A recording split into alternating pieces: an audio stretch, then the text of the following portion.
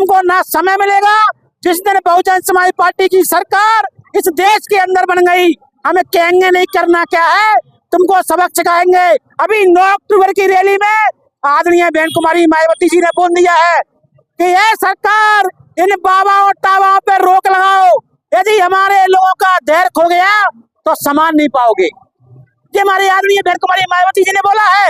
और आने वाले समय में और ये सरकार इतनी डरती है, आपने 2 अप्रैल देखा, बड़े खुशी से इन्होंने SC/ST खत्म कर दिया, मगर जब बहुजन समाज रोड पे निकला तो वो आज ढाका जहाँ है। और आज ग्वालियर से इन लोगों ने फर्जी उसी प्रकार संविधान निर्माता पैदा कर दिया है, जिस प्रकार इन्होंने फर्जी भगवान पैदा करे, जिस प्रकार इन्होंने गाय को माता माना और सांड को बाप नहीं माना, उसी प्रकार इन्होंने फर्जी संविधान निर्माता पैदा कर कर, क्योंकि ग्वालियर RSS का गढ़ है, ग्वालियर RSS का गढ़ है। और RSS मनुवादी का पहला प्रधानमंत्री अटल बिहारी वाजपेयी ग्वालियर का है। और ग्वालियर से हम इस देश की RSS की जड़ें हटाएंगे।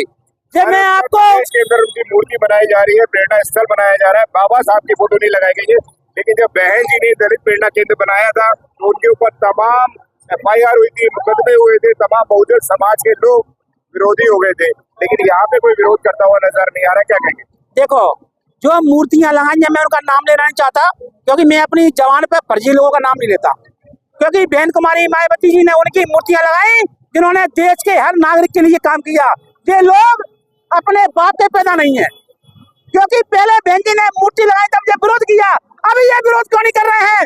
जो लोगों से कहना चाहता हूँ आपके चैनल के माध्यम से, आपके चैनल के माध्यम से उन लोगों से कहना चाहता हूँ, यदि वास्तव में आप अपनी असली पिताजी की औलाद है, जिन जिन लोगों ने हमारे महापुरुषों की जब मूर्तियां लगी उत्तर प्रदेश के अंदर, उन्हें मूर्तियों का विरोध किया, यदि तुम अपने पिताजी की असली औलाद हो तो करके दिखाओ। जो मोदी ने मूर्ति लगाई है उनका विरोध करके दिखाओ।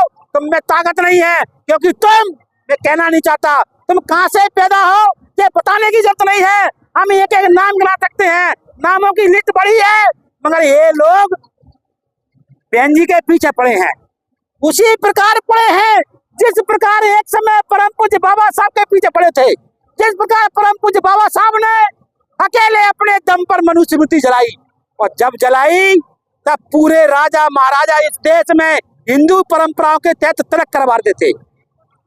जब जलाई तब इस देश के अंदर अंग्रेजों का शासन था, और अंग्रेजों में जितने भी शासन प्रशासन के लोग थे वो सबके सब ब्राह्मणवादी मनुवादी थे। और मगर मुझे वो याद है कि परम पूज्य बाबा साहब के बाद महानायक माननीय साहब कांशीराम साहब ने कहा था कि जिस दिन इस ब्राह्मण समाज के लोग रोड पे आ जाएं, उस दिन समझ लेना कि इनका सिंहासन हिलने लगा है। और आपको बता दें कि ग्वालियर से हमने ब्राह्मण को रोड पे ला दिया, आज रोड पर चल रहे हैं और सरकार से गुजारिश कर रहे हैं और सरकार के लट्ठ खा रहे हैं, जूते भी खा रहे हैं। हमें आपको वीडियो के माध्यम बताना चाहता हूँ, आज तक कभी रोड पे ब्राह्मण आया क्या?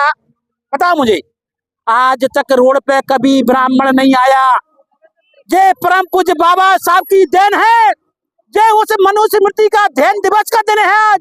तो मैं बता देना चाहता हूँ, अभी देखते जाओ कितने ब्राह्मण बिल बला के आते हैं। कैसे मिलेगा बहुजनों को न्याय, ये बताएं। बहुजनों को न्याय तो हमें पता है कि हम वो शेर के औलाद हैं, हम वो महापुरुषों के वंशज हैं। जो हमें न्याय नहीं देता हमको छीन लेते हैं, हमें छीन लेते हैं। और आने वाले समय में जो आजादी कोर्ट बिल का जो हम मूवमेंट लेकर चल रहे हैं, आजादी कोर्ट बिल इस देश में लागू होगा। जब आजादी कोर्ट बिल लागू हो जाएगा तो हमें न्याय बन जाएगा।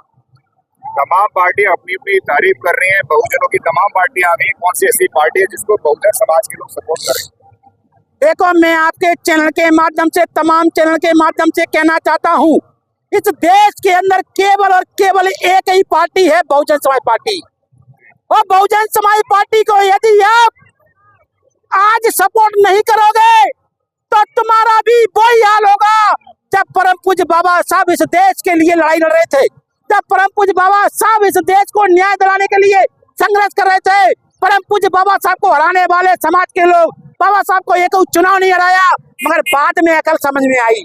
1984 में जब माननीय साहब कांशीराम साहब आए, तब 1984 में माननीय साहब कांशीराम साहब ने बाबा साहब के जीवन परिचय से लोगों को अवगत लोग जाग गए, वही हाल आने वाले समय में यदि आप लोगों ने बहन कुमारी मायावती जी का साथ नहीं दिया तो कई साल बाद वो बाबा साहब के बाद बहन कुमारी मायावती जी का सपना हम जैसे युवा पूरा करेंगे और बहुजन समाज को गुमराह नहीं होने देंगे। लोग कह रहे हैं 27 के अंदर बहन जी की सरकार नहीं बन रही है, तो बहन जी हारेंगे या आम जनता हारेगी, वो बताएं। इस देश का मनुवाद जीतेगा और इस देश का बहुजन समाज हारेगा, बहुजन विचारधारा हारेगी। इस देश के अंदर आज तक ऐसा कोई मुझे सांसद विधायक बता दो जो आरक्षण पर से जीत के गया हो, वो आज तक एक छोटी मूर्ति नहीं लगा पाया, जो आज तक एक पार्क नहीं बना पाया, जो आज तक बिना पंडित के अपने मोड़ा का नाम नहीं रख पाया, जो आज तक अपने जितने सांसद विधायक हैं बीएसपी को छोड़कर वो सबके सब सांसद विधायकों की लड़कियों की शादियों में वो बीजेपी कांग्रेस के नेताओं की चरणवंदना करके शादी बुलाते हैं। तो मैं कहना चाहता हूं कि बहुजन समाज पार्टी वो वृक्ष है, वो बोधि वृक्ष है।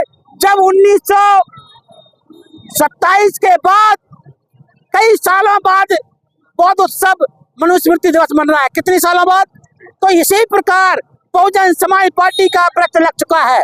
उसी प्रकार 2500 साल बाद जब परम पूज्य बाबा साहब ने बौद्ध धर्म के प्रचार प्रसार किया, कई सालों बाद वही वृक्ष आज इस देश की सत्ता प्राप्त करने के लिए, हुक्मराज बनने के लिए, जातियों को खत्म करने के लिए केवल एक रास्ता है, मोदी तू कर दे, नहीं तो हम बहुजन समाज पार्टी की सरकार बनाकर आजादी पर कोर्ट में लागू कर देंगे, इस देश से जाति खत्म कर देंगे।